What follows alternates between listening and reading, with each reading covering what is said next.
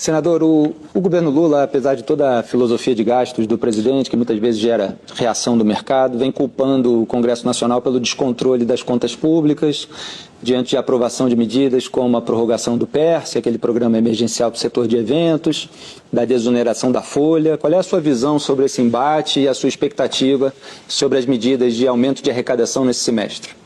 Eu acho que o governo Lula, exemplo do que fez nos últimos 14 anos, está acelerando o processo de quebrar o Brasil. O que eles fizeram em 14 anos, eles aperfeiçoaram e estão fazendo num tempo muito menor. Até porque, desta vez, há uma certa boa vontade em relação ao que está acontecendo no governo. Vejam que o déficit desse ano foi de 230 bilhões de reais, contra uma expectativa de pouco menos de 100 bi, 1% do PIB, deu 12,1%. Então, toda a economia que foi feita em 4 anos de governo do presidente Bolsonaro, que mesmo com pandemia, mesmo com guerra da Ucrânia, mesmo com Brumadinho, mesmo com uma crise energética que foi a maior de 92 anos de crise de seca, nós tivemos uma diminuição da dívida pública de mais de 2% e um superávit de mais de 54 bilhões de reais. Aí nós vemos agora um aumento, o déficit de 230 bilhões, com o Haddad indo a público dizer uma inverdade.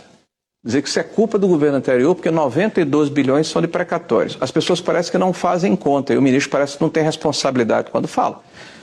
Os 92 bilhões de precatórios do ano passado são fruto de um aumento exponencial de mais de 60%, que a média histórica era 60 bi, subiu em 22 para 93 ou 94 bilhões de reais, e o orçamento pagou 60 bilhões, remanesceu 32 bilhões por causa da PEC do precatório, que inclusive o PT votou favorável no Senado da República.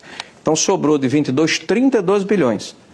O governo federal atual fez uma petição ao Supremo Tribunal Federal e conseguiu a anuência para pagar fora do parâmetro fiscal 92 bilhões. Pagou 32 de 2022, 32 de 23 do governo do PT e mais 30 de 24 do governo do PT. Não, então, mas esse foi o escalonamento feito na PEC. Pagou. O que o Haddad está dizendo, Vera, e vamos ser claros aqui, porque a população está nos ouvindo, que o Haddad está dizendo que 92 bilhões é em função do governo passado, são 32 bilhões. Ele está dizendo que esses 92 bilhões foram jogados para frente. Ele não explicou isso não, Vera. Ele afirmou o seguinte, textualmente, abre aspas, nós estamos pagando 92 bilhões aqui do governo passado.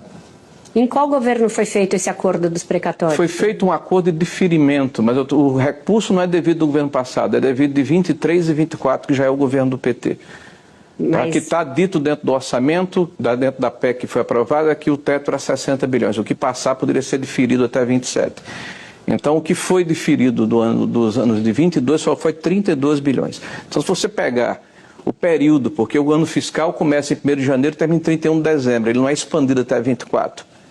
Então, o déficit, na verdade, é o déficit subtraído 32 bilhões com superávit de 54, dá mais de 20 bilhões ainda de superávit. Então nós estamos tendo um governo que está muito mais preocupado em aumentar as receitas, inclusive com receitas não recorrentes, como é o caso do PIS/PASEP, como é o caso do CAD, e as despesas que estão sendo colocadas dentro do orçamento, elas são permanentes.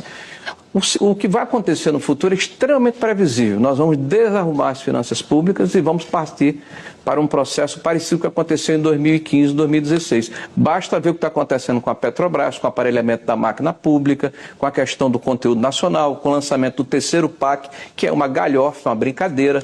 Como é que o presidente Lula tem a coragem de lançar um PAC rememorando uma política que gerou desperdício de recurso público e corrupção, teve baixa eficácia e baixa eficiência, gerou um cemitério de obras inacabadas. E todo mundo está achando graça e achando bonito. Mas o déficit do ano passado estava dentro do que a PEC da transição aprovou, ou seja, uma PEC aprovada antes mesmo dele tomar posse. O Congresso tem uma certa responsabilidade também? O Congresso aderiu à tese do presidente Lula. Ou não foi Fernando Haddad que propôs a PEC da transição, que aumentou em mais de 200 bilhões as despesas sem a contrapartida de receita. É isso que eu estou dizendo. O Congresso não tem sua responsabilidade? Bem, primeiro, é evidente que aqui eu não estou defendendo o Congresso, estou falando como líder da oposição e eu não estava no Congresso naquela época. Eu estou lhe falando que como líder da oposição e como alguém que está observando a economia, nós estamos vendo a repetição do que aconteceu e o que levou em 2015 a maior catástrofe econômica da história brasileira desde 1948. Com a supressão de 3 milhões de empregos, com mais de 300 mil empresas fechadas, e eles estão com o mesmo ritmo, com os mesmos personagens,